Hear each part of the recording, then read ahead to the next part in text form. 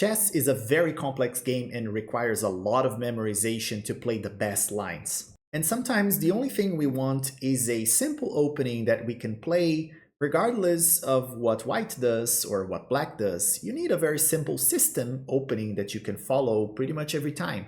And this is especially useful if you are a beginner just starting out with the game and you don't memorize all those variations for openings and you feel overwhelmed by them. This is actually a good way to help you.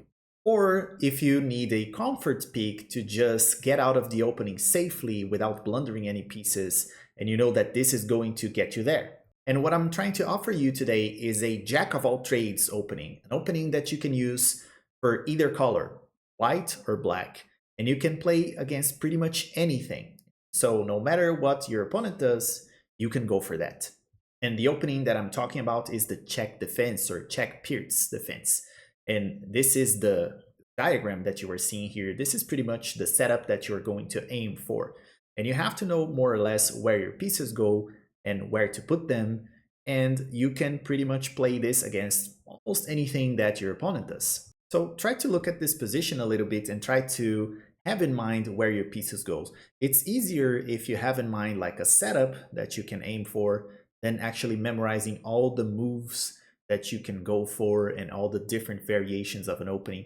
If you have this position memorized, this is more or less how you want your pieces to be on the board after you finish the opening stage. Of course, sometimes it's not going to be possible to achieve the exact same position, but you want to have the similar structure, right? So you want your pawns to be pushed right here. This pawn is going to be pushed here to e5. The queen can be either here on a5 or sometimes here on c7. Sometimes the queen being here is safer because it's behind the line of pawns and it's not as vulnerable as it is here on a5. But you're going to see that this queen plays a really good role here, pinning this knight that's going to come out here more often than not, and also defending this pawn, supporting this pawn that is being pushed here. It's going to be supported by a lot of pieces. And this bishop right here, sometimes it's hard to develop, sometimes it's going to be remaining here, but more often than not, we want it here.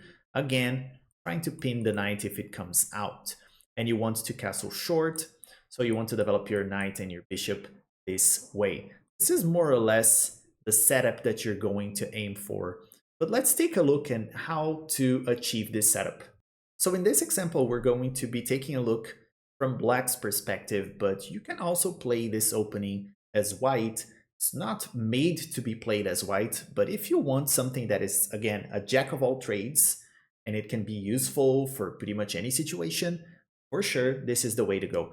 And here we have white starting with e4, but you can play this against pretty much anything. If your opponent goes for d4, or even like bird's opening, English opening, doesn't really matter. You can play this first move, d6. And here you can't go out with the knight first, because if you do that, they can push and hit your knight, and then your opening is pretty much ruined. You can't play the same thing.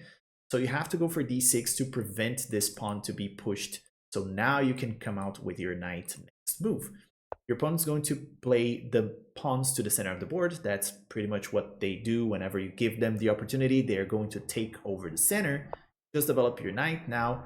And this move is not very easy to be played. It's discouraged, because if you do that, you can just capture this pawn, and that's good for you, right? So your opponent's going to develop this knight right here to give some support, because now you are threatening to take this pawn. So what you're going to do here is you're going to play the move c6. Usually in the Pirc defense, people play this move here, g6, to just fianchetto and castle, and this is totally playable. But what we're going to do here is something a little bit different. We're going to side step from the main theory and play c6, clearing the way for the queen to come out over here or here to help this pawn, so we can push e5, right? So our idea is to push e5, next move. So we need to put the queen over here to help this push, or over here to help the push the same way. And over here, it also helps by pinning this knight and again, reinforcing this threat against the pawn. And it might look very silly, but a lot of players up to 1900, they fall for this trick, believe me, guys. And this happens a lot. So after they develop their knight, you can go ahead and play queen to a5. If you don't like this move because it's, you know, putting the queen out too early and then you have to go back to c7 and you're wasting tempo, fine, you can just play queen c7 anyway, and that's good for you. Or you can go with the knight and then push e5. It's another alternative. I like going for queen a5 because this is a trick already putting pressure here, pinning this knight. Now we're threatening to take this pawn, and if they don't do anything about it, we can actually go ahead and take this pawn. Sometimes that actually, that's what happens, right? Your opponent does some silly move, they play this or they play this, and then you can go ahead and simply take this pawn for free. And then you're up a pawn on move 5, right? So this is just ridiculous. So typical moves here are bishop to d3, now defending the pawn, of course, or just breaking the pin. If they break the pin, all right, not a big deal. They are threatening to move this knight and discovered attack on your queen, so you have to move it. So whenever you see this bishop being moved right here, aiming at your queen, you have to move it away. You're wasting a tempo, that's true, but you were trying to put some pressure right after, right at the beginning, and your queen sits nicely here on c7, so it's not a bad idea. And you were indirectly supporting this pawn push because the queen is kind of supporting this push, x-raying this pawn right here. So in case they take, you can just take back, and you have the queen supporting here as well.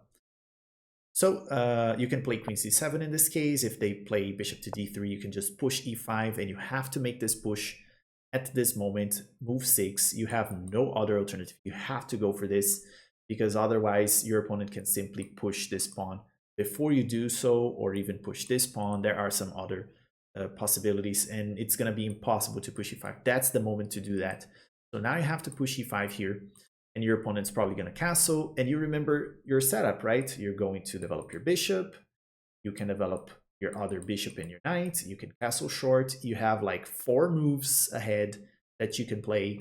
And nothing stops you from expanding here on the queen side as well, trying to push even like this and this, hitting this knight. It's a great alternative. You have this option too. But of course, your opponent doesn't have to always block this check, right? To break this pin like this. They can always defend the pawn by playing d3. And if they do that, again, you have to play e5. This must be your next move. You can't wait any longer. And if your opponent takes, remember, if they take, you just take back. You are not going to initiate the trades here in the center. You're going to wait for your opponent to do that so you can trade, and you have like 2 central pawns right here. So you're not going to take this pawn. Probably you're not going to do that. You have the queen here to support as well. So you wait for your opponent to patiently take this pawn. If they do it right away, you can just go ahead and take back. They can't take with the knight because, again, the queen is protecting. So castles here, and you're going to follow with your plan, right? Developing your bishop, you know it belongs here, your knight over here, your bishop here, and then you can castle short. So you know your next like 3 moves, let's say. So they're going to develop their bishop, you develop your knight.